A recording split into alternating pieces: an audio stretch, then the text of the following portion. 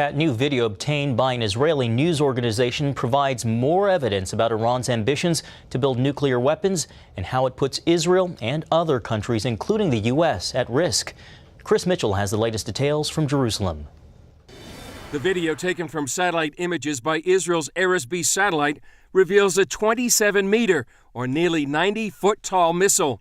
This never-before-seen missile and launch site stands outside Tehran and appears capable of sending a rocket into space or launching an ICBM. Some reports indicate the Pentagon estimates it might have been 2 years in development.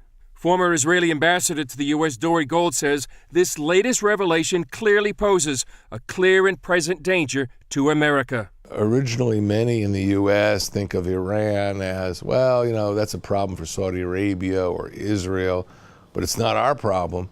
That's not true. The trend in Iranian planning for long-range missiles that can eventually reach the eastern seaboard of the United States, that's a given now.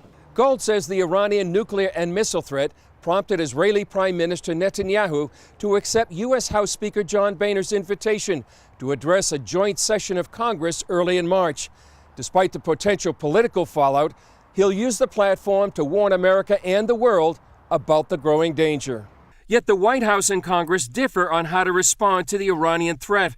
The administration wants to negotiate, while congressional leaders from both parties prefer any negotiations to include the threat of sanctions. Senate Democrat Bob Menendez recently made this startling comment.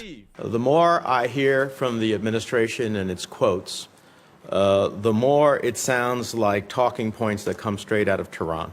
Republican Senator Bob Corker told Jerusalem news agencies he can't understand why the president promises to veto upcoming congressional legislation about Iran even before it's been written. For Congress not to have the ability to weigh in on this, which has such geopolitical importance and a place where Congress has played such an important role, is ridiculous and candidly irresponsible for Congress not to play a role.